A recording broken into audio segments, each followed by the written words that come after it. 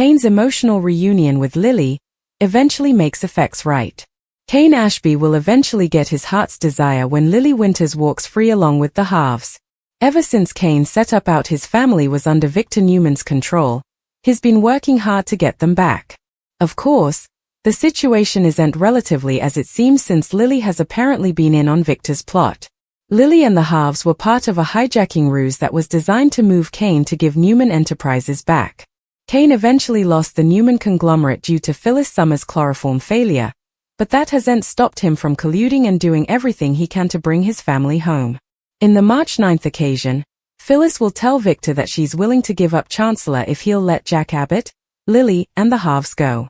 Whether that deal's responsible for Lily, Mattie Ashby, and Charlie Ashby going free or not, they should indeed be released soon.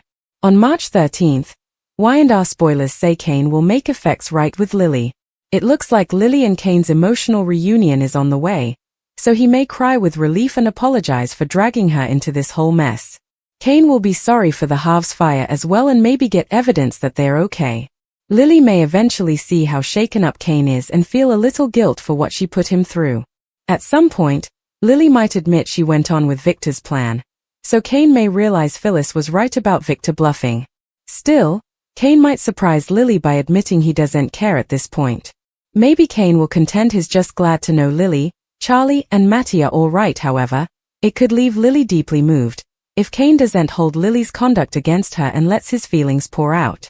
It's easy to imagine Lily and Kane getting swept up into a passionate kiss once this entire agony's behind them. Lily may suppose Kane's been penalized enough and see that he really did learn a precious assignment from all this. Whatever the case, the Young and the Restless spoilers say Kane and Lily will have a lot to talk about soon, so stay tuned for further news on their reconnect.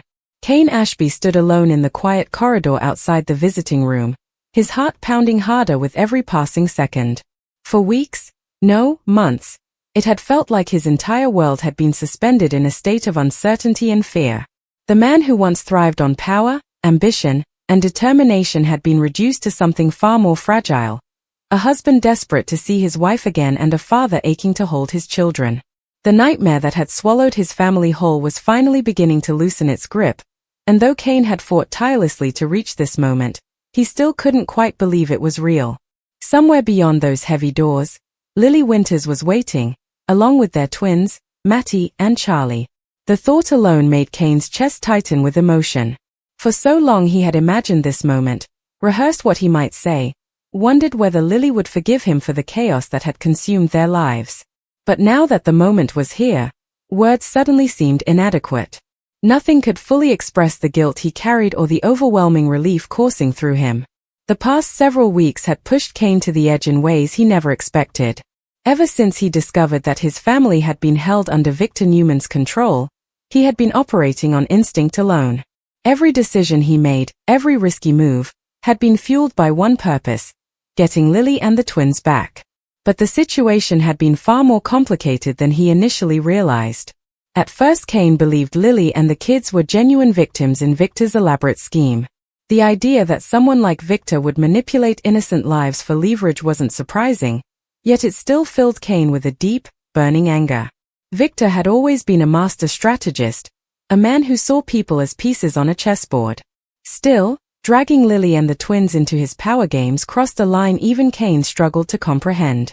That fury had driven Kane forward, pushing him to challenge Victor at every turn. Yet the truth, when it finally began to surface, had been far more complicated and painful than Kane ever imagined. Lily had supposedly been involved in the plan from the beginning. She had agreed to play along with Victor's kidnapping ruse, helping create the illusion that she and the twins were helpless captives. The scheme had been designed to pressure Kane into surrendering control of Newman Enterprises. At first, when Kane heard whispers of Lily's involvement, he refused to believe it. Lily would never betray him like that, or so he thought. But the evidence continued to pile up, and eventually Kane was forced to confront the possibility that the woman he loved had chosen to stand beside Victor rather than him. That realization nearly broke him. It wasn't just the betrayal that hurt, it was the confusion. Kane couldn't understand why Lily would participate in something so cruel, especially when their children were involved. Despite the uncertainty, Kane never stopped fighting for them. Even after losing control of Newman Enterprises, a loss triggered by Phyllis Summers' infamous chloroform disaster, Kane refused to give up. Many people in Genoa City believed his battle was already over. Without the empire he had fought so hard to reclaim, Kane no longer held the leverage he once did. But for Kane, the fight had never been about power or wealth. It had always been about family. And if sacrificing every ounce of his influence meant bringing Lily and the twins home safely, then he would do it without hesitation. Phyllis, surprisingly, became an unexpected catalyst in turning the tide. On March 9th, she confronted Victor with an offer that stunned nearly everyone involved. Phyllis proposed giving up Chancellor entirely if Victor agreed to release Jack Abbott, Lily, and the twins. It was a bold move even by Phyllis's standards. No one knew whether Victor would actually accept such a deal, but the mere possibility shifted the balance of power. For the first time in weeks, Kane felt a flicker of hope that the ordeal might finally end. Victor Newman was known for playing the long game, and his motivations were rarely simple. Still, the idea that Victor might be willing to let Lily and the children go created a path toward freedom. And now, that path had finally led to this moment. The door opened slowly, and Kane's breath caught in his throat. There she was. Lily stood just inside the room, her eyes meeting his with a mixture of relief, exhaustion, and something else Kane couldn't quite define. The months of tension and fear were written plainly across her face, yet her strength remained unmistakable. Behind her, Charlie and Mattie hovered close together, both looking shaken but unharmed. For a split second, Kane simply stared, overwhelmed by the sight of them. He had imagined this reunion countless times, but reality hit him far harder than any fantasy ever could. "Lily," he whispered. His voice cracked, betraying the storm of emotion inside him. Without thinking, Kane stepped forward, closing the distance between them. The twins rushed toward him first. Charlie wrapped his arms around his father, while Mattie followed an instant later. Kane dropped to his knees, pulling both of them into a tight embrace. "You're okay," he murmured, his voice thick with emotion. "You're both okay." When the twins finally stepped back, Kane rose slowly and turned toward Lily again. The silence between them felt heavy, filled with unspoken words and unresolved feelings. For a moment neither of them moved. Then Kane crossed the remaining distance and gently pulled Lily into his arms. The embrace was hesitant at first, as if both of them feared the other might pull away. But after a heartbeat, Lily tightened her grip around him. Kane felt her shoulders tremble slightly, and he realized she was holding back tears. "I'm so sorry," he whispered. The words came out before he could stop them. All the guilt he had carried for weeks spilled out in that moment. "I never meant for any of this to happen," Kane continued. "I never wanted you or the kids caught in the middle." Lily leaned back slightly, studying his face. There was a softness in her expression now, mixed with lingering uncertainty.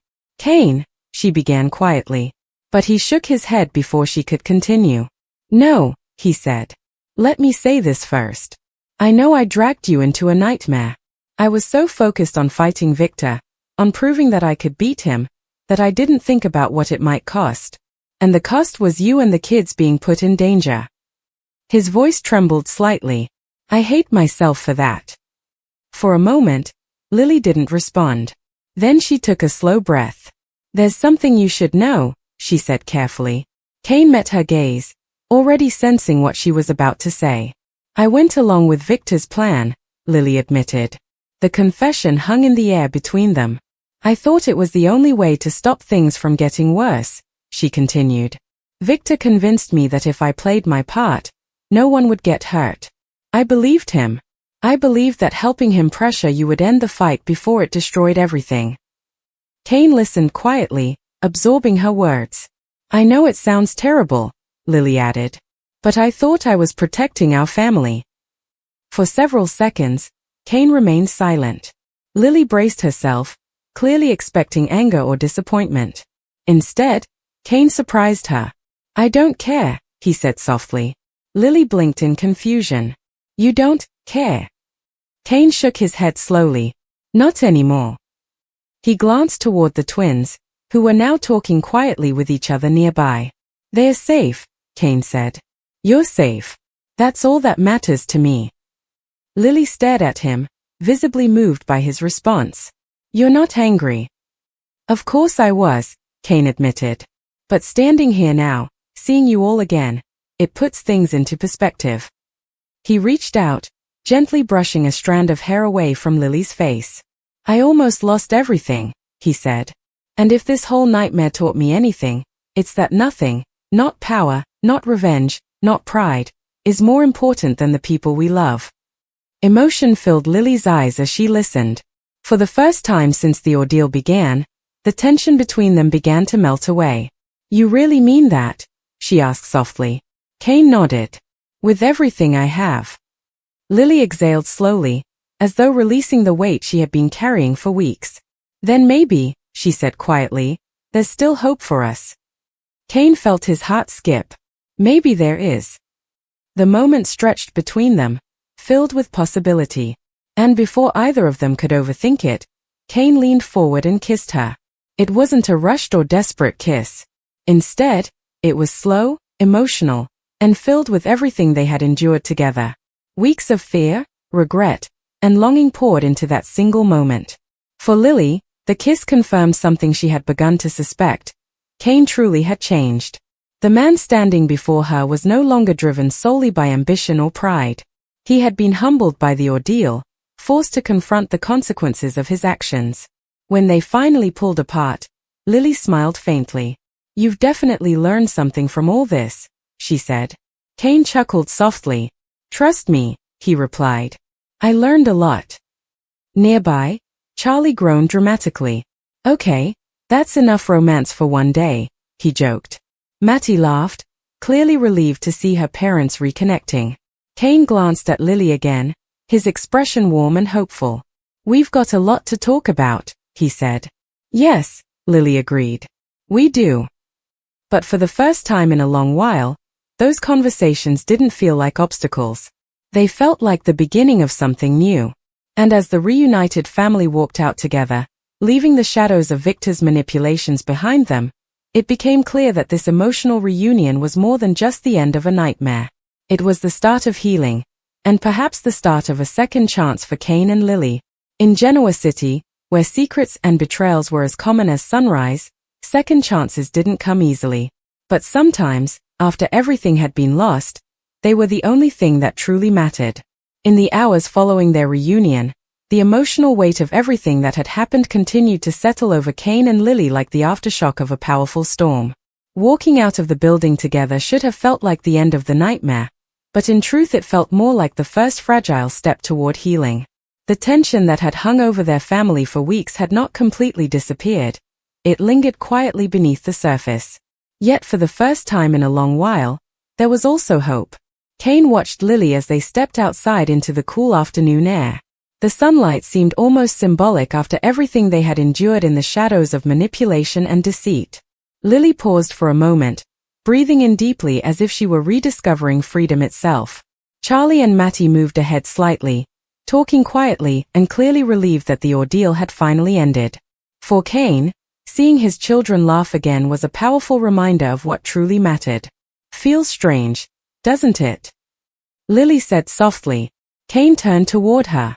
"What does?" "Being free again," she replied. "After everything Victor put us through." The name hung in the air between them. Even now, the influence of Victor Newman seemed impossible to escape. His schemes had shaped the entire nightmare, manipulating everyone involved like pieces in a ruthless game. Kane exhaled slowly. "Victor always thinks 10 steps ahead," he said. "But this time, I think even he underestimated how far things would go." Lily studied his expression. "You really believe that?" she asked. Kane hesitated for a moment before answering. "I don't know," he admitted honestly. "With Victor, it's hard to tell what's part of the plan and what isn't." The truth was that Victor's shadow still loomed over everything. Even though Lily and the twins were finally free, Kane knew the story wasn't truly over yet. In Genoa City, conflicts involving Victor rarely ended cleanly. Still, Kane refused to let that dark reality ruin the moment. He turned his attention back to his family. Charlie was explaining something animatedly to Mattie, gesturing with his hands in a way that reminded Kane of when they were much younger. The twins had grown up so quickly, and the past weeks had forced them to face fear no teenagers should have to experience. Kane walked over and placed a hand on Charlie's shoulder. "How are you really doing?" he asked gently. Charlie shrugged. "I'm okay," he said, though the answer felt a little too quick. Mattie gave her brother a knowing look. "He's pretending he's fine," she said. Charlie rolled his eyes. "I am fine." Kane smiled slightly. "You don't have to be strong all the time," he told them. "What happened wasn't easy." Mattie nodded quietly. "It was scary," she admitted. "But we knew you'd come for us." Those words hit Kane harder than anything else had that day. "You believe that?" he asked softly. "Of course," Charlie replied without hesitation. "You always do." For a moment Kane couldn't speak. The faith his children had in him was both comforting and painful. He had spent so much time chasing power and proving himself that he sometimes wondered whether he had failed them as a father. But hearing those words reminded him that despite everything, his children still believed in him. Lily watched the exchange quietly, her expression thoughtful. Eventually she stepped closer to Kane. "They really do look up to you," she said once the twins wandered a few steps away. Kane gave a faint smile. "I hope I deserve it." Lily's gaze softened. "You do," she said. For a moment the two of them simply stood there together. The awkwardness that had once defined their relationship had begun to dissolve, replaced by something more honest. Still, there were things they needed to address. "Kane," Lily said carefully, "there's something else we need to talk about." He nodded. "I figured." She folded her arms slightly, a sign that she was gathering her thoughts. "When Victor first approached me about the plan, I didn't trust him," she explained. "But he made it sound like the only way to stop the situation from spiraling out of control." Kane listened quietly. "He said you were pushing things too far," Lily continued. "That your obsession with taking back power would destroy everything." Kane sighed. He wasn't entirely wrong. That admission surprised Lily. "You really think that?" "Yes," Kane said. "I was angry. I wanted to prove I could outmaneuver him. I thought if I could take back Newman Enterprises, everything else would fall into place." He shook his head. "But I was wrong." The loss of Newman Enterprises had been a devastating blow at the time. For years Kane had dreamed of building a legacy powerful enough to rival the most influential families in Genoa City. But when the empire slipped through his fingers, thanks in part to the chaos caused by Phyllis Summers and her chloroform blunder, Kane was forced to confront a harsh truth. Power was meaningless if it cost him his family. Lily studied him carefully. "You really have changed," she said quietly. "I had to," Kane replied. She gave a small, thoughtful smile. "Victor probably never expected that." Kane laughed softly. That might be the one thing he didn't calculate. Just then Mattie returned, her phone in her hand. "You guys might want to see this," she said. Kane and Lily exchanged curious looks. "What is it?" Lily asked. Mattie turned the screen toward them. "It's all over the news," she explained. The headline immediately caught Kane's attention. The story mentioned several familiar names, including Jack Abbott and Victor. The fallout from the entire scheme was already beginning to ripple across Genoa City. "Looks like the whole town knows about what happened," Charlie said, peering over Mattie's shoulder. Kane rubbed the back of his neck. "That was inevitable." Lily sighed. "I just hope it doesn't turn into another war." Unfortunately, in Genoa City, conflict was almost always inevitable. Kane glanced back toward the building they had just left. "You know," he said thoughtfully, "for the first time in a long while, I'm not worried about the next battle." Lily raised an eyebrow. "You're not?" "No," he said simply, "because I already won the only fight that mattered." He gestured toward their children. "Getting you all back." The sincerity in his voice left Lily momentarily speechless.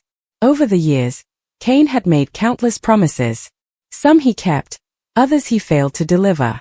But in that moment, Lily believed him. The ordeal had changed him.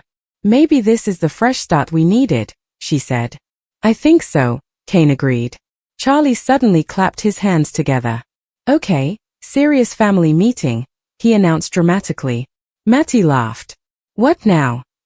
We should celebrate, Charlie said. Like, a real celebration. No kidnappings, no crazy billionaires, just dinner. Kane chuckled. That actually sounds perfect. Lily nodded. I agree. For the first time since the nightmare began, the idea of something as simple as dinner together felt like a luxury. As the family began walking toward the parking lot, Kane felt a sense of calm he hadn't experienced in months. Yet he also knew their story wasn't completely finished. Victor Newman was not the type of man who simply walked away from unfinished business. Somewhere in Genoa City, he was already calculating his next move. But Kane realized something important. For once, he didn't feel the need to outplay Victor. He didn't need revenge. He didn't need power. All he needed was the family walking beside him. And as Lily slipped her hand into his while they crossed the street, Kane understood that the future didn't have to be defined by the battles of the past.